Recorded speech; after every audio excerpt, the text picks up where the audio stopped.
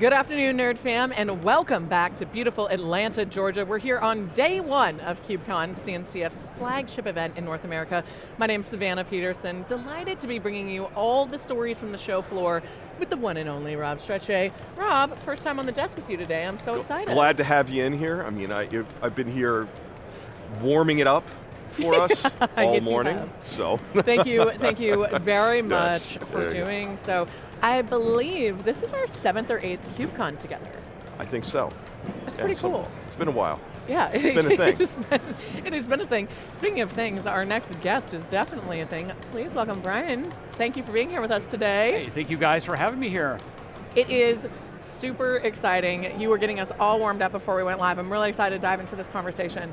But just in case the audience has not heard of DTCC, tell us a little bit about the organization and the role that you play in our financial ecosystem. Sure, happy to. So DTCC stands for Depository Trust and Clearing Corporation. So we're at the center of the financial markets for processing securities globally. So with that, take a look at our website. There's some more information on what we do and how much money that we process.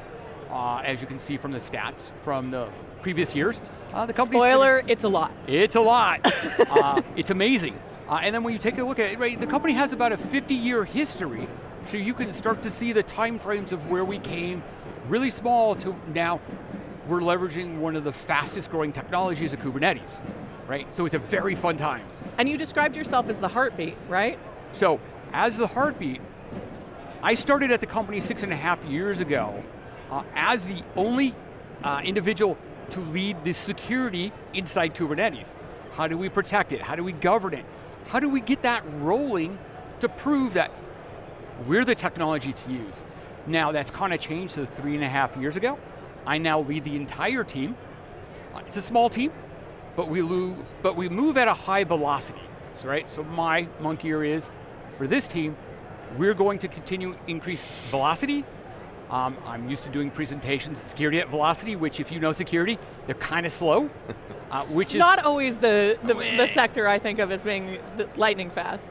Well, not just lightning fast, but they're not innovative. So how do you change that dynamics to where you can keep up with your customers and actually show by third parties, we are the platform to use. Nothing better than third-party validation saying, we can't really break into you, so we need to figure something else out. Yeah, that's a great feeling. I think one of the things that to maintain that velocity, as I was saying, I was at the Infrastructure as Code conference last night, and one of the things that the platform engineers that I talked about were sitting there racking their brain, I mean, from all different size companies, like big, small, medium-sized, AI startups. One of the things they were looking at was how they can not only keep their velocity up, but how do they not end up in toil? How do they get to self-service and things of that nature? And I know you have a good story about this and where you've gone and how you're doing this, so why don't we go in there? Very interesting. So, I'm the one who, if I do it once, I've done it too much, right? Manual, not my time frame. So, and again, right, having a security background to say, we're going to increase our velocity, right? Give the customers what they need as we talk to them. So we started implementing what we call a zero-touch policy. What does that mean? Hi. No changes can be directly made to any environment that's not a lab. Okay, so in our lab environment. So no touchy. No touch, no touch. Let it run. Let Kubernetes do what it does best. So as part of our zero touch, we write everything as code, right? So everything is declarative, right? We use the typical Kubernetes standards, so Helm charts, customize where we need to do overlays, right? We make it simple. To do this, we actually have, for each one of the 3 teams that report to me, a very structured training program. Okay, so I have what's known as the engineering, so the platform engineers are responsible for build and maintenance, rolling out new capabilities. Now we go into the, what we call service integration team. They are the developer focused. How to leverage the technology, how to fill out this form. You automatically get your deployment instructions. 90% completed. Wow. And believe it or not, that's all done through GitOps. We don't want customers to have to figure this out. We are the experts. Let us make your life easier. Then And here's the shocker, and I had this when I was at KubeCon last year. I actually have my own dedicated governance and security team outside of a traditional cybersecurity team. And all they focus on is policies and security for Kubernetes. They plan all the testing, war games, they deal that, and they tell no one when it's happening. So you're doing all of the tabletops and all of the actual chaos invoking stuff. So we haven't gotten to tabletops yet. We're talking actual, get somebody and break it. Okay. Luckily I haven't broken it yet. Now, it's nice that you speak about this. So this is one of the things I think there's a little bit lack as we talk in the industry, as we talk in organizations is, I'm now pushing what I call permanent chaos. Things just happen. So you got performance clusters, you got applications running, everything should just be randomized, just knock things all over the place. Knock nodes off, knock pods all over the place. Get it to run, show the stabilization, show what happens. Do you have proper recovery? If not, you know where to focus on. Make it difficult for that chaos team. I love that you're embracing permanent chaos. I feel like, especially with Kubernetes, and the conversation is still here, it's often been about decreasing complexity, trying to make things easier because it can be complex, and I love how you're just like, we're just going to live in a state of permanent chaos. So talk to me a little bit, I'm very curious about what you said a second ago. When you're shifting the mindset of a security community, and you're obviously at the helm of that team, what are the cultural steps and things that you've done to be able to foster this type of agility and velocity? So we have a second level risk management control team. Okay. So when I started, the first thing, and happily they're right below where I work, so every weekday, hey guys, how are you doing? What's going on? Here's what my response is. Tell me what you guys are doing. And it just so happens like me, and I just want to say, you know, happy Veterans Day today. Yes. So like Indeed. me, the two folks I work in risk management are also veterans. So we go through and with that rapport, what are you guys looking for? What do you want?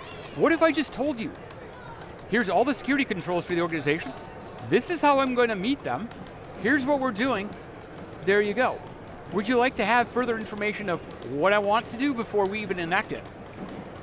So changing the minds, get them part of it, let them see it, and actually do some of their work for them. It's a lot up front, but now that work is even out. And it's the way that we can achieve a velocity of approvals is unheard of, right? So now we're changing it, and it's just my security team now. Wonderful guy, brought him over from the risk team. Used to actually sit next to these guys, his name is Todd DePriest. He now does everything. I provide him guidance. He's worked for me the past few years, and here's the wonderful thing. He started 2 years ago with no Kubernetes knowledge. He's now on a training path, learning more about that, working with various, our vendor that we have with the security technology, leveraging and learning more about the admission controller, which I personally think is underutilized to prevent a lot of things. And he drives innovation in that security side with the individual he's got today. So Ryan does a lot of our network policies. How do we do it? How do we codify it? Because that's all GitOps. Right. Again, no touch on the platform. And the wonderful thing is we have one guy who is a veteran, or actually let me take a step back. Our one security guy is actually deployed right now because he's in the Naval Reserve. So when he comes back, he actually fills out, and so when Matt comes back, we're looking forward to the fun times that we're going to have back as he goes through and really ramps up because he's a developer by heart. So now we have somebody with a risk mind, somebody who is a security or platform focused originally, and now we have a developer. So that's how we look at the mindset, and we start building an ecosystem of different talent. And that's how we now further increase the velocity beyond what I could do. So what technologies are you leveraging to build out this stack, to make it easy for these others to come in and use the platform? So I got to be careful with certain vendors that I say. So, so we do use a specific vendor for our Kubernetes stack. Yep. So we do fleet management, right, which to me is critical. So as we write all the configuration files for a cluster build, it goes into a repository, As soon as it's approved, we start to push out the cluster builds, right? That is our direction moving forward that the team is working on today. It's a very simple one-line command that we run that does that, but we're looking to get that all through zero touch through GitOps, right? Wonderful place to do it. Golden source of truth. The benefit we get is if somebody makes a manual change, it doesn't match the golden source, it's automatically reverted within 15 minutes. So there's no drift. It's doing basically drift detection and all keeping sorts. it, yeah. All sorts, and the best part is, we're not learning new stuff, we're just learning the way to adapt what we have. Use the best piece that we have, right? The best technology we have is our brains. Yeah. So how do we make it easy for us, our customers? Let's face it, Kubernetes is difficult. Security is even more difficult in Kubernetes, but we need to translate that and make that as easy as possible. Right, I mean, I was going to say, you talked about being able to talk to risk management and talk to the security folks and managing risk. A lot of people, you go around and you see some of the booths here, it's all about CVEs and stuff like that.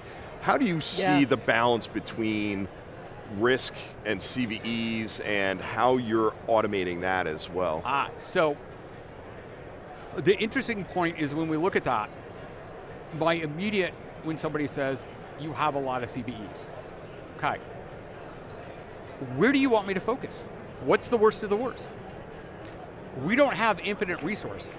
So where is the worst that I need to focus on? So as I look at that, does the CVE have an exploit?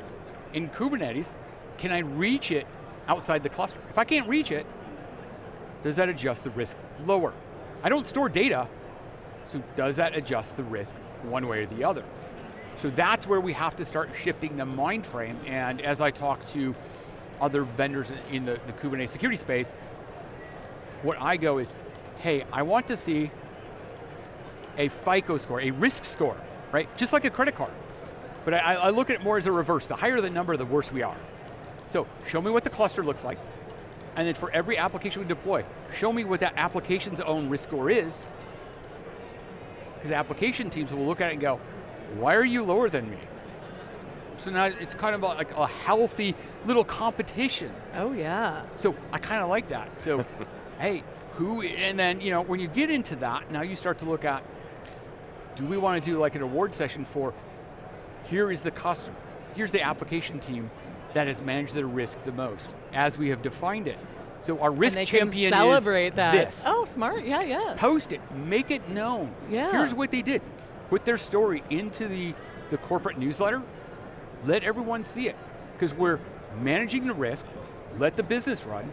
As we talk financial, it's all about risk. CVE numbers are going to continue to increase. But where do we focus?